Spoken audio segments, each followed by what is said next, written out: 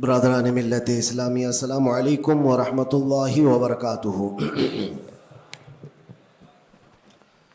الحمد للہ وکفا وسلام علی حبیبہ المصطفیٰ، اما بعد فاعوذ باللہ من الشیطان الرجیم، بسم اللہ الرحمن الرحیم۔ واما بنعمت ربک فحدث، صدق اللہ مولانا العظیم۔ بارگاہ رسالت معاب صلی اللہ علیہ وسلم میں درود پاک کا ہدیہ پیش کریں۔ اللہم صلی علی سیدنا و مولانا محمد معدن الجود والکرم وآلہ واصحابہ الکرام وابنہ الکریم وبارک وسلم صلاة دائمة سرمدا ابدا۔ وقت کافی زیادہ ہو چکا ہے، بیان کرنے کا وقت نہیں ہے، اب جماعت کا وقت قریب ہو چکا ہے۔ چونکہ میں کافی دور سے آپ کے پاس آیا اور بیچ میں ٹریفک کے مسائل بہت زیادہ تھے، بہرکیف ہمارے حصے میں آج کے دن جتنا بھی وقت یہاں اللہ نے لکھا ہے اتنا ہم گزار کر کے جائیں گے انشاءاللہ۔ بس ایک بات عرض کرنا چاہوں گا کہ آج 15ویں شعبان المعظم ہے، ہماری زندگی کے سالوں میں سے ایک نئے سال کی شروعات ہے۔ حدیث پاک میں ملتا ہے کل کی رات اللہ تعالیٰ فرشتوں کو سارے معاملات تقسیم کر دیتا ہے، بندوں کے متعلق کیا کیا چیزیں سال بھر میں ہونے والی، اور فرشتوں کو سارے احکام بتا دیے جاتے ہیں۔ اس میں سے بسا اوقات ایسا ہوتا ہے کہ کسی کی موت لکھی گئی ہوئی ہوتی ہے اس سال، لیکن وہ بندہ شادی کی تیاریوں میں مصروف ہے۔ کسی کے 2 مہینے 3 مہینے کے بعد زندگی کے خاتمے کا عنوان لکھا گیا ہوگا، لیکن وہ اپنے بزنس پلان کر رہا ہوگا، وہ سفر کی تیاریاں کر رہا ہوگا۔ ہم میں سے بھی کسی کو معلوم نہیں کہ کل کی رات ہمارے لیے کیا حکم اللہ نے فرشتوں کو دیا ہے۔ اگر زندگی باقی ہے تو دعا کریں کہ اللہ تعالیٰ خیر و برکت والی زندگی عطا فرمائے، نیکیوں والی زندگی عطا فرمائے۔ اور ایک اہم بات جو آج سب جگہ گردش کر رہی ہوتی ہے، سرکولر ہوتی ہے، وہ یہ ہے کہ ہر بندہ اپنے اپنی غلطیوں کی معافی دوسرے سے مانگ رہا ہوتا ہے۔ اور یہ اس لیے بھی ہے کہ سب نے شاید یہ حدیث سنی ہوگی کہ ان بڑی راتوں میں اللہ تبارک و تعالی سارے بڑے گناہوں کو معاف کر دیتا ہے، لیکن چند لوگ ایسے ہیں جو ان راتوں میں بھی معاف نہیں ہوتے۔ ان میں سے ایک بندہ وہ ہے جو لوگوں کے تعلق کو ختم کرتا ہے، قطع تعلق کرنے والا۔ بھائیوں میں نفرت ہے، بھائی اور بہن میں نفرت ہے، باپ اور بیٹے میں نفرت ہے، رشتہ داریوں کو توڑا ہوا آدمی، اس کے لیے بھی کہا گیا اس رات میں اس کی بھی بخشش نہیں ہے۔ اور دوسری چیز یہ ہے کہ جو ہم گناہ کرتے ہیں اس کی 2 قسمیں ہیں، 2 قسم کے گناہ ہیں۔ کچھ گناہ وہ ہیں جن کا تعلق صرف اللہ سے ہے، اللہ جب چاہے معاف فرمائے گا۔ شراب پیا، زنا کیا، غلط کاریاں کیا، جھوٹ بولا ہے، یہ سارے گناہ وہ ہیں جس کی معافی اللہ سے ڈائریکٹ کی لی جائے گی۔ اس کو کہتے ہیں حقوق اللہ۔ اللہ تعالیٰ کریم ہے، اکرم الاکرمین ہے، جب چاہے اپنے بندوں کو معاف فرما دے۔ لیکن کچھ گناہ ایسے ہیں جن کا تعلق بندوں سے ہے۔ کسی کا مال ہڑپ لیا ہے، کسی کا حصہ دبا لیا ہے، کسی کو گالی دیا ہے، کسی کو مارا ہے، یہ سارے وہ گناہ ہیں جن کا تعلق بندوں سے ہے، ان کو حقوق العباد کہا جاتا ہے۔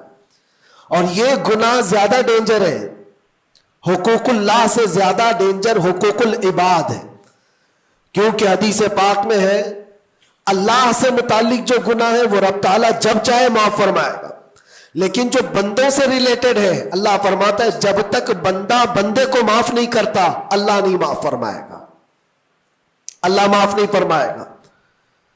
حضور پاک صلی اللہ تعالیٰ علیہ وسلم نے صحابہ سے پوچھا سب سے غریب آدمی کون ہے، تم جانتے ہو؟ سب سے مفلس آدمی کون ہے؟ حضور صلی اللہ علیہ وسلم نے صحابہ سے پوچھا تو صحابہ نے کہا اللہ کے نبی زیادہ جانتے ہیں۔ آقا کونین صلی اللہ علیہ وسلم فرماتے ہیں سب سے زیادہ غریب قیامت کے دن وہ نہیں جس کے پاس پیسہ نہیں، مال نہیں، نیکیاں نہیں، وہ نہیں، بلکہ میرے آقا فرماتے ہیں قیامت کے دن ایک بندہ ایسا ہوگا جس کی نمازیں بھی بہت تھی، صدقات و خیرات بھی بہت تھے، حج بھی کیا تھا، زکوٰۃ بھی دیا تھا، عمرے بھی تھے، نفل عبادتیں بھی تھی، اس کی بہت نیکیاں لے کر کے آیا تھا، لیکن جس وقت وہ عدالت الہی میں پیش ہوا تو کئی لوگ کھڑے ہو گئے، ادھر سے ادھر سے آئے، رب تعالیٰ سے کہنے لگے مولا یہ نیک تو بہت ہے، نمازیں اس کی بہت ہے، حج بھی کیا ہے، عمرے بھی کیا ہے، لیکن میرے پیسے بھی دبا کر رکھا تھا۔ کوئی کہتا ہے کہ مولا میرا حق اس کے اوپر بنتا ہے، اس نے مجھے گالی دی تھی، کوئی کہتا ہے کہ مولا میرا بھی حق بنتا ہے، اس نے مجھے مارا تھا، کوئی کہتا ہے مولا میرا بھی حق بنتا ہے، اس نے میرے پیٹھ پیچھے مجھ سے چغلی کی تھی اور لڑانے کی کوشش کی تھی، میرا حق بنتا ہے اس پر۔ تو یہ سارے حق طلب کرنے والے بندے کھڑے ہو جائیں گے اس کے خلاف جو نیکوکار تھا۔ اللہ تعالیٰ فرماتا ہے تم لوگوں کو اس سے کیا چاہیے؟ سارے بندے کہتے ہیں مولا ہم تو گنہگار ہیں، نیکیوں کی کمی ہے، اس کے پاس نیکیاں زیادہ ہے، اس کی نیکیاں ہمیں دلا دے۔ اب عدالت الہی کا یہ فیصلہ سنو، اللہ فرشتوں کو حکم دیتا ہے اس کے پاس جتنی نیکیاں ہیں وہ ان سب میں تقسیم کرو، جتنوں کا حق اس نے دبا رکھا ہے سب میں اس کی نیکیاں بانٹی جائیں۔ جب فرشتے اس کی نیکیاں نکال نکال کر تقسیم کر رہے تھے، نیکیاں اس کی پوری ختم ہو گئی، حقداروں کا بھی حق پورا ہوا نہیں، کچھ اور بھی باقی رہ گئے تھے۔ وہ کہنے لگے مولا ہمارا بھی حق ہے اس کے اوپر، ہمارا بھی اس نے مال رکھا ہے۔ اللہ تعالیٰ فرماتا ہے اب اس کے پاس تو نیکیاں پوری ختم ہو گئی، تم چاہتے کیا ہو؟ وہ گنہگار تھے، وہ کہتے مولا ہم یہ چاہتے ہیں کہ ہمارے گناہ اٹھا کر کے اس پر ڈال دیں، ہمارا بوجھ تو کم ہو جائے۔ حکم ہوگا رب تعالیٰ کا کہ اس کے اوپر ان کا حق بنتا ہے، لہذا ان کے گناہ اٹھا اٹھا کر کے اس کے اوپر ڈالو۔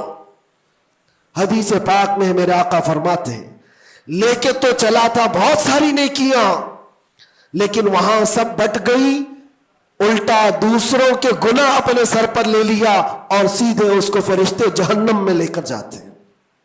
یہ قیامت کے دن کا سب سے مفلس آدمی ہے، سب سے غریب۔ اسی لیے اے لوگوں حقوق العباد میں کبھی گرفتار مت ہونا، دنیا میں کسی کا حق دبا کر مت رکھنا۔ کسی کو اگر تم نے اپنی زبان سے ایذا دیا ہے، تکلیف دی ہے، یا ہاتھ سے دیا ہے، یا کسی بھی طرح سے دیا ہے، تو قیامت کے دن اس کا حق لیا جائے گا، تمہیں اس کا حق دینا پڑے گا۔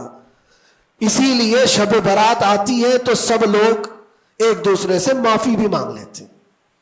بندوں سے اگر تمہارا حق ہے تو بندوں سے معافی مانگ لو، اگر بندہ معاف کر دیا دنیا میں تو اللہ بھی معاف فرمائے گا، اللہ معاف فرمائے گا۔ لیکن معافی مانگنے کا ٹرینڈ آج واٹس ایپ اسٹیٹس بن گیا ہے، بہت آسان ہے اسٹیٹس پر رکھ دینے کا کہ میرے جس کے اوپر بھی حق بنتے ہیں میں نے ان کو معاف کیا، وہ مجھے معاف کر دیں، کسی کے پاس جانے کی ضرورت ہی نہیں، واٹس ایپ میں گھماتے رہ جاؤ۔ کیا اسی کو معافی مانگنا کہتے ہیں؟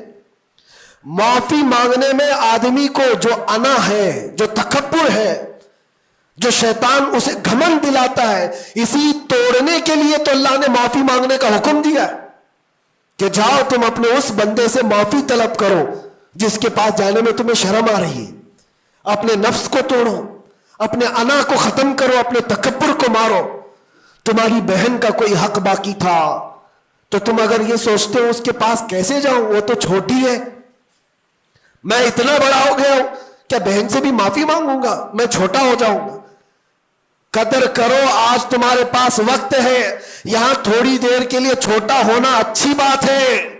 قیامت کے دن جب تمہارے گلے میں توق ڈال دیا جائے گا گناہوں کا تو اس وقت مدد کے لیے کوئی نہیں آ سکے گا۔ اس لیے میرے عزیزوں حقوق العباد میں گرفتار کبھی نہ ہونا۔ اللہ کے نبی صلی اللہ علیہ وسلم کے پاس ایک جنازہ آیا، حضور صلی اللہ علیہ وسلم جب جنازہ پڑھاتے تھے تو پہلے پوچھتے تھے اس پر کسی کا حق باقی ہے، کسی کا اس پر کوئی لینا دینا باقی ہے؟ जनाजा सहाबी का है। जब जनाजे के पास खड़े थे तो एक सहाबी आगे बढ़ते और कहते या रसूल अल्लाह 2 दिरहम मेरे इसके ऊपर बाकी है और ये मर गया, दिया नहीं मुझको, 2 दिरहम कर्जा इसके ऊपर मेरा बाकी है। हुजूर पाक सल्लल्लाहु अलैहि वसल्लम ने क्या फरमाया जानते? सल्लू अला साहिबिकुम वला उसल्ली अलैहि, ऐ लोगों तुम चाहो तो इसका जनाजा पढ़ लो, मैं नहीं पढ़ूंगा। हुजूर पीछे हट गए।